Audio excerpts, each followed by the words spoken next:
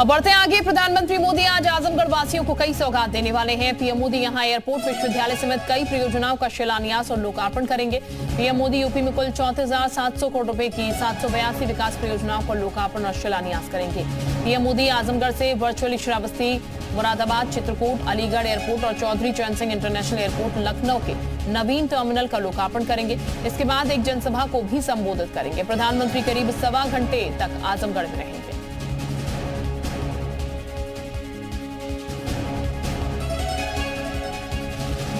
बता दें आपको, सौगात जो है प्रधानमंत्री लेकर आ रहे हैं आजमगढ़ वासियों के लिए आज, और कुछ ही देर बाद कहा जा रहा है प्रधानमंत्री पहुंचेंगे। पीएम मोदी का आजमगढ़ वासियों को सौगात देने का दिन एक तरीके से कह सकते हैं, क्योंकि 34,700 करोड़ की सौगात यूपी वासियों के लिए प्रधानमंत्री लेकर आ रहे हैं। 2 तस्वीरें भी इस वक्त आपके टेलीविजन स्क्रीन पर हैं। आजमगढ़ दौरे पर आज प्रधानमंत्री पहुंचेंगे और यूपी को 5 नए एयरपोर्ट जो है वो मिलने जा रहे हैं, जिसकी सौगात प्रधानमंत्री आज उत्तर प्रदेश वासियों को देंगे।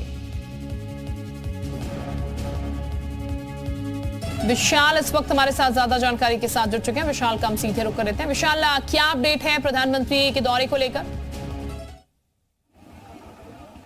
देखिए, बस कुछ ही देर के बाद प्रधानमंत्री काशी से रवाना होंगे और यहाँ पर करीब 11:40 पर पहुँच जाएंगे और उसके बाद सीधे आजमगढ़ एयरपोर्ट से वो यहाँ पर, जहाँ पर कार्यक्रम स्थल है, यहाँ पर पहुँचेंगे। 12:15 बजे प्रधानमंत्री नरेंद्र मोदी मंच पर होंगे और इस दौरान तमाम योजनाओं की सौगात जो है वो उत्तर प्रदेश की जनता को देंगे। इसके साथ साथ यहीं से वो संबोधन करेंगे। फिलहाल मैं आपको तस्वीरें दिखा देता हूँ कि यहाँ पर तमाम जो जनसभा के लिए जो लोग हैं वो लगातार यहाँ पर आ रहे हैं। और ख़ास बात यह है कि अगर हम बात करें तो ये जो पूरी जनसभा है ये अलग अलग मंडल को मिला के की जा रही है और बीजेपी पूरी ताकत जो है वो इस जनसभा के जरिए दिखा रही है। और इसीलिए ये कहा जा सकता है कि अब से कुछ देर के बाद प्रधानमंत्री यहाँ पर आकर एक बड़ी जनसभा को संबोधित करेंगे और पूर्वांचल में चुनावी बिगुल जो है वो बजाएंगे। और लगातार जो है लोगों के आने का सिलसिला जारी है और प्रधानमंत्री बस कुछ ही देर के बाद काशी से रवाना होंगे और वहाँ से सीधे जो है यहाँ आजमगढ़ एयरपोर्ट आएंगे और यहाँ से बाई रोड जो है सीधे कार्यक्रम स्थल पहुँचेंगे। तो 12:15 बजे मंच पर प्रधानमंत्री होंगे और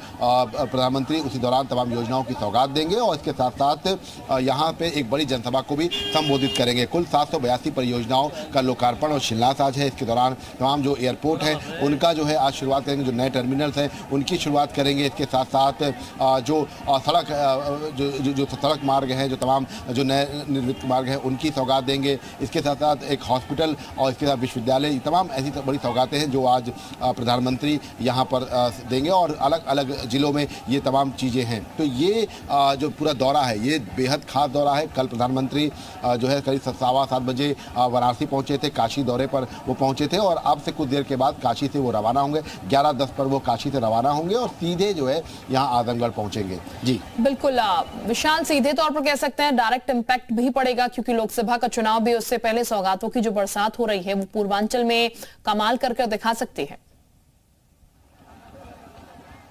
देखिए, बिल्कुल जो सौगातों की बौछार है उसकी वजह से ये कह सकते हैं कि तमाम जो विकास की योजनाएं हैं वो एक बड़ा मुद्दा होगा। विकास के मुद्दे को लेकर लगातार जो है बीजेपी अपने एजेंडे को जो है शामिल की हुई है। सनातन का मुद्दा प्लस विकास का मुद्दा। और आजमगढ़ एक ऐसा इलाका है जहाँ पर सपा का गढ़ रहा है। 10 विधानसभाएँ हैं, 10 पर जो है समाजवादी पार्टी ने कब्जा किया था। हालांकि उपचुनाव में जरूर धर्मेंद्र यादव हार गए थे, लेकिन सपा ने यहाँ से सीख लिया।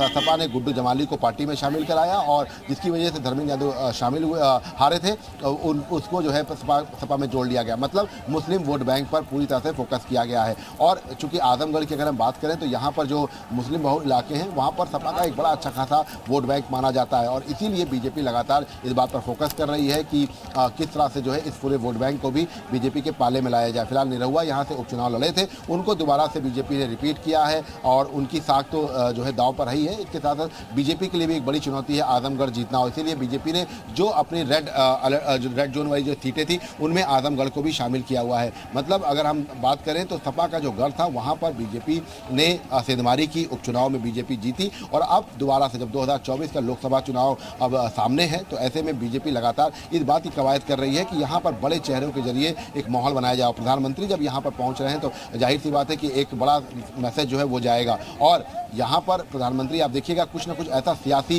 जो है बयान जरूर देंगे जिसकी वजह से राजनीति में उथल पुथल होगी और आपको बता दें कि सपा उनके निशाने पर रहेगी। तो ये तमाम ऐसी चीज़ें हैं जो अभी कुछ देर के बाद मंच पर जो है दिखाई पड़ेंगी और बस सभी को इंतजार है कि प्रधानमंत्री यहाँ पर पहुँचें और थोड़ी देर के बाद प्रधानमंत्री का जो काफिला है वो काशी से जो है रवाना होगा और वहाँ से जो है वो यहाँ पे ये आजमगढ़ एयरपोर्ट जो है वहाँ पर आएंगे और आजमगढ़ एयरपोर्ट से सीधे जो है कार्यक्रम स्थल पहुँचेंगे। बिल्कुल विशाल, कह सकते हैं बीजेपी बहुत बेहतर तरीके से कॉन्फिडेंस और ओवर कॉन्फिडेंस के बीच जानती है अंतर क्या है और इसीलिए भेदने के बाद आजमगढ़ को बावजूद इसके बीजेपी जो है वो किसी भी तरीके से अपना ओवर कॉन्फिडेंस में नहीं है कि दोबारा ये सीट जो है वो निकाल ही ली जाएगी। हालांकि कॉन्फिडेंस जरूर है, इसीलिए प्रधानमंत्री भी जो है वो यहां से शुरुआत भी कर रहे हैं। देखिए बिल्कुल, ये आपने बिल्कुल सही बात कही है कि बीजेपी बहुत ज़्यादा बेहतर तरीके से जानती है कि बूथ मैनेजमेंट हो, चाहे हम जो है निचले स्तर तक पन्ना प्रमुख तक की टीम हो, उसमें बीजेपी ने महारत हासिल कर ली है। लेकिन बीजेपी जिन सीटों को रेड जोन में रखी है वहाँ पर बेहतर मेहनत कर रही है और इसीलिए बड़े चेहरों को जो है लाया जा रहा है। प्रधानमंत्री से शुरुआत की जा रही है, पूर्वांचल में चुनावी बिगुल प्रधानमंत्री आज बजा रहे हैं और यही वजह है कि प्रधानमंत्री को यहाँ पर लाकर एक संदेश देने की कोशिश की जा रही है, क्योंकि इस तरह की अगर कई रैलियाँ जो है प्रधानमंत्री की प्रस्तावित है उत्तर प्रदेश में, लेकिन आजमगढ़ ही क्यों चुना गया? तो आजमगढ़ को चुनने का मकसद साफ था कि यहाँ से जो घोसी की लोकसभा सीट है, बलिया की जो लोकसभा सीट है, इसके साथ साथ अगर हम गोरखपुर की तरफ बात कर लें, अगर हम थोड़ा सा अम्बेडकर नगर की तरफ की बात करें, अम्बेडकर नगर बीजेपी हार गई थी, बसपा जीती थी, रितेश पांडे को ज्वाइन कराया बीजेपी ने और उसके बाद अब उनको वहाँ से टिकट दिया, वहाँ से सपा से लालजी वर्मा जो है चुनाव लड़ेंगे। लेकिन घोसी की बात करें, घोसी भी बसपा के खाते में गई थी। घोसी में अगर हम बात करते हैं तो घोसी की जो सीट थी वहाँ से जो है अतुल राय चुनाव जीते थे। संगीता आजाद यहीं लालगंज सीट है, आजमगढ़ की ही है, यहाँ से संगीता आजाद बसपा जो है जो सांसद थी वो बनी थी। तो ये तमाम ऐसी सीटें हैं जहाँ पर बीजेपी सीधे तौर पर एक मैसेज देगी। अम्बेडकर नगर, लालगंज, घोसी, ये 3 ऐसी सीटें थी जिस पर बीजेपी 2019 में हार गई थी। आजमगढ़ भी 2019 में हारी थी और उस वक्त सपा यहाँ पर जीती थी, लेकिन उसके बाद उपचुनाव में आजमगढ़ बीजेपी ने जीत लिया। अब चैलेंजिंग जो है वो आजमगढ़ के साथ साथ लालगंज है जो सुरक्षित सीट है, अम्बेडकर नगर है और इसके साथ साथ अगर हम बात करें तो घोसी सीट, तो घोसी पे जरूर राजभर के बेटे को जो है उम्मीदवार बनाया गया है। लेकिन यहाँ की अगर हम बात करें ये पूरा समीकरण जो है ये बीजेपी के पाले में आया। इसको लेकर प्रधानमंत्री की ये जो रैली है ये बड़ी कारगर साबित होगी और आने वाले दिनों में इस तरह की बड़ी रैलियां जो है वो देखने को मिलेंगी।